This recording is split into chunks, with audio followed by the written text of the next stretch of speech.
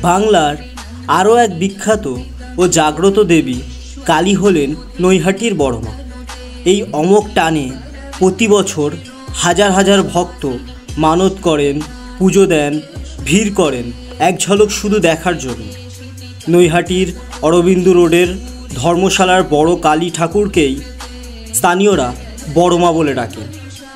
সেই থেকেই চারিদিকে ঝড়ের গতিতে ছড়িয়ে পড়েছে তার কাহিনী। বড়মা কেন নাম?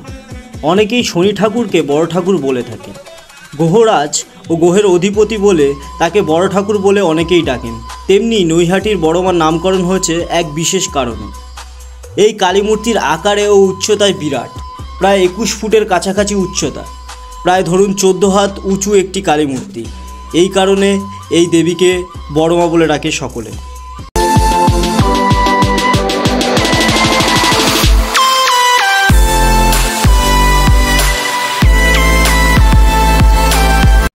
নমস্কার বন্ধুরা, আপনারা কেমন আছেন? আশা করি আপনারা সবাই খুব ভালো রয়েছেন। বাংলা নববর্ষের পরে আমার এই প্রথম ভিডিও চ্যানেলে আসছে। তো বাংলার নববর্ষের সবাইকে প্রীতি ও শুভেচ্ছা, আন্তরিক অভিনন্দন আমার চ্যানেল বঙ্গের তরফ থেকে। তো বন্ধুরা, থাম্বনেল আর ইন্ট্রো দেখে আপনারা বুঝতে পেরে গেছেন যে আজকে আপনাদেরকে নিয়ে যাব বড়মার মন্দিরে। তো বড়মার মন্দিরে কিভাবে যাবেন, কিভাবে পুজো দেবেন, ডালা কোথা থেকে সংগ্রহ করবেন, মন্দিরের ইতিহাস সম্পর্কিত সমস্ত তথ্য এই ভিডিওর মধ্যে আমি ব্যাখ্যা করতে চলেছি। তো চলুন ভিডিওটি শুরু করা যাক।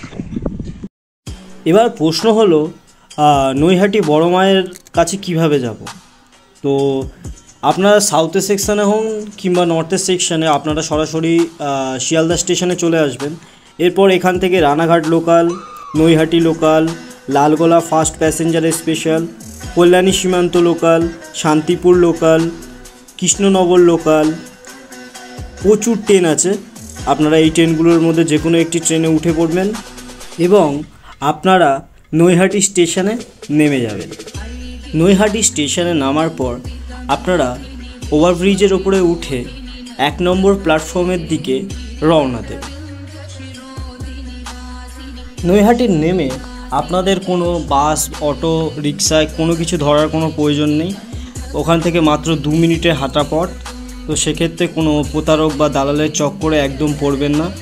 সোজাসুজি মন্দিরের সামনে যাবেন এবং মন্দিরের সামনে দেখবেন অনেক দোকান রয়েছে, সেখান থেকে যা যা কেনার সেগুলো কিনে নেবেন।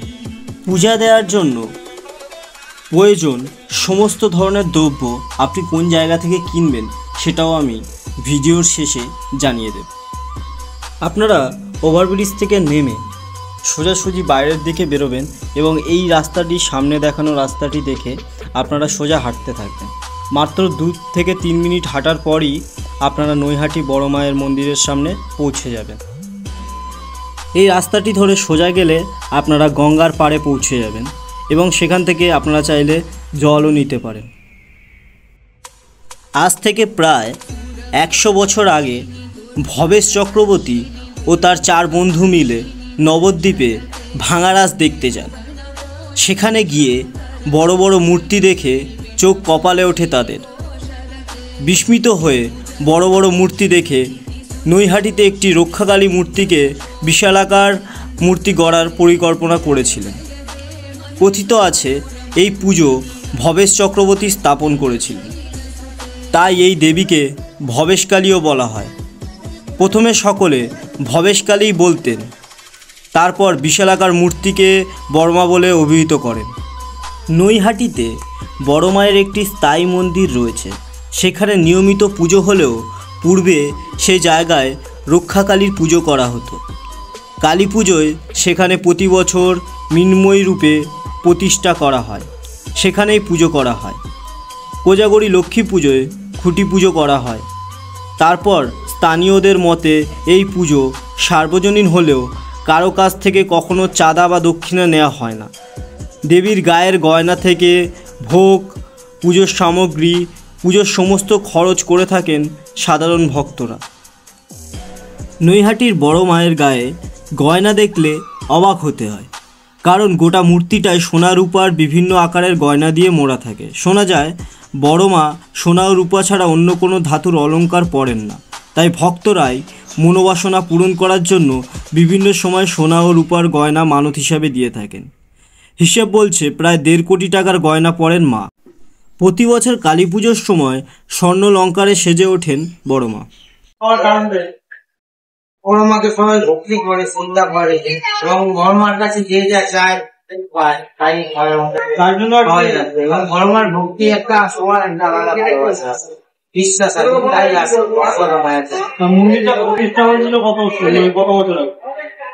এক্ষেত্রে এটা মন্দিরটা হয়েছিল 2011 থেকে, মানে নয় নেওয়ার টাইপের ছিল, এটা ধর্মশালা ছিল। তারপরে পায়ের মধ্যে 11 থেকে এটাতে আমাদের 2023 সালে অক্টোবর মাসে 29 তারিখে মায়ের গান প্রতিষ্ঠান হয়। মায়ের মন্দিরটা মায়ের মন্দিরটা এটা বাড়ির পুজো ছিল, পরে এটা বড় করে করা হয় বড় মা হিসাবে। আগে নাম ছিল অবেশ কালী, তারপরে বড় মা, বড় কালী, তারপর থেকে বড়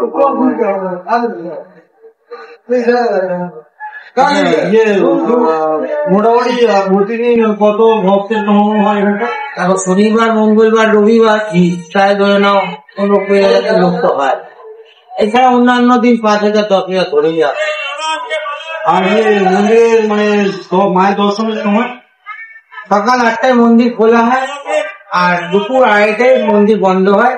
তার মধ্যে 1টার থেকে মাকে ভোগ নিবেদন দেওয়া হয়, ঠিক আছে? তারপরে আবার 2:30 অব্দি চলে, তারপর 2:30টায় বন্ধ হইলে আবার বিকেল 4টে থেকে রাত্রি 8টা অব্দি তো বন্ধুরা, যদি আপনারা এখানটায় আসেন তো এই ডালার দোকানে আসবেন ডালা কিনতে, ঠিক আছে? দাদা শুধুমাত্র ডালারই টাকা নেয় আর অন্য এক্সট্রা কোনো চার্জ নেন। তো একদম মন্দিরের পাশেই দাদার দোকান, ঠিক আছে, শুভদার দোকান। তো এখানটায় চলে আসবে।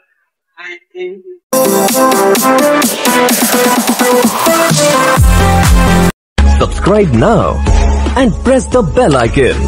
Never miss an update.